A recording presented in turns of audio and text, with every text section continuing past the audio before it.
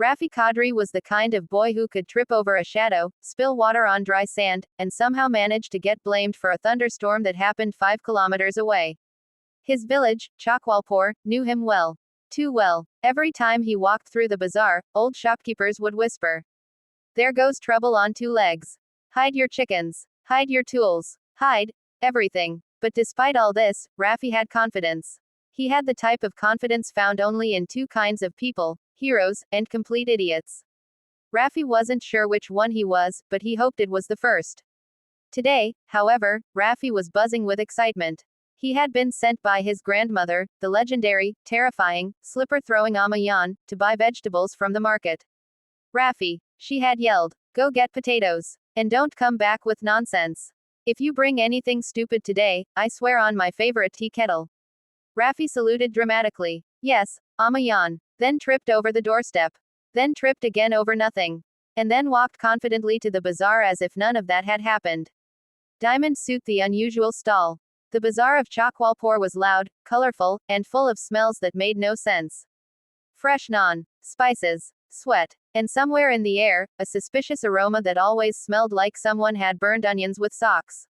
But Rafi walked with determination. He had a mission. Then he saw it. A strange stall at the corner of the bazaar, decorated with blinking fairy lights, 3 crooked signboards, and a huge banner that read, "Magical animals, discount. Buy 1, get chaos free." Behind the stall stood a short man wearing a purple turban, golden boots, and a beard that looked like it had never recovered from being struck by lightning. He smiled dramatically. "Welcome, young hero. I am Ustad Chakram, master of magical creatures, dealer of destiny, distributor of disaster." Rafi clapped excitedly. "Wow, do you sell dragons?" Chakram blinked. No, but I sell something better." He pulled the cloth off a cage. Inside stood a goat. A regular goat. A very normal-looking goat. Rafi frowned. "That's just a goat." The goat turned its head, narrowed its eyes, and said, "Just a goat. Excuse me, do you see this face? This is premium beauty." Rafi screamed. The goat screamed. Ustad Chakram screamed for dramatic effect even though he already knew the goat could talk. Then silence. Rafi stared. "Why you talk?" The goat rolled its eyes. "Yes, genius. I talk. I also sing, complain, and judge people's fashion choices. And by the way, nice slippers. They don't match your shirt." Rafi looked down at his slippers, insulted. "Hey, these are stylish." The goat shook its head. "No, they're tragic." Rafi gasped. "How dare you? What's your name anyway?" The goat puffed up proudly. "Gugu. Gugu the Magnificent." Ustad Chakram whispered. "Nobody calls him that except himself." Gugu glared at him. "I heard that." Studio microphone narrator. Evan couldn't help himself. He tried the door. Locked, he searched around and found a rusted key on the floor, half buried in dust. It fit perfectly. Yes, the door creaked open. The cold hit him like a wave. Inside, the walls were covered with drawings. Dozens of them. Crude sketches of a little girl. The same one from the portrait, but in each drawing, her eyes were gone, scratched out with something sharp. In the center of the room was a small wooden chair, and on it sat the black doll. Studio microphone, Evan. Uneasy, "Who left you here?" He reached out and touched the doll. Its head turned, by itself. "She's still here?" it whispered. Evan dropped it and ran out, but the hallway had changed. It stretched longer than before. The doors were gone, the house had shifted. Studio microphone narrator. Evan's heart pounded as the walls began to whisper. Dozens of voices.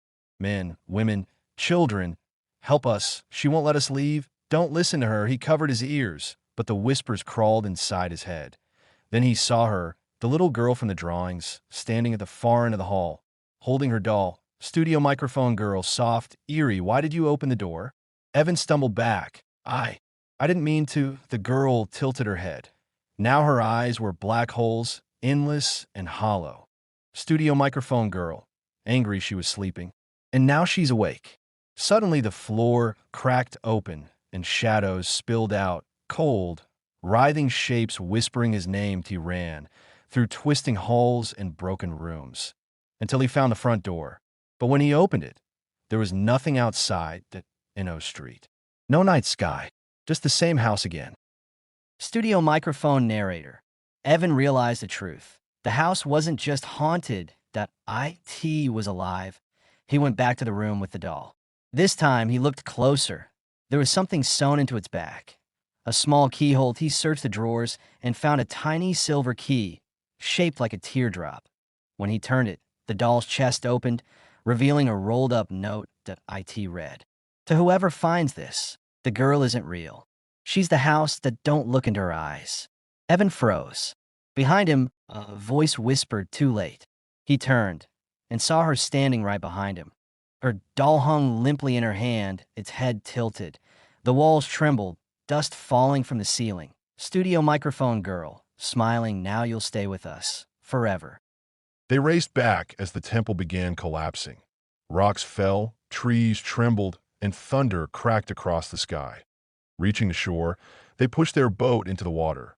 Zoya held the glowing orb high. "Now," Arif shouted.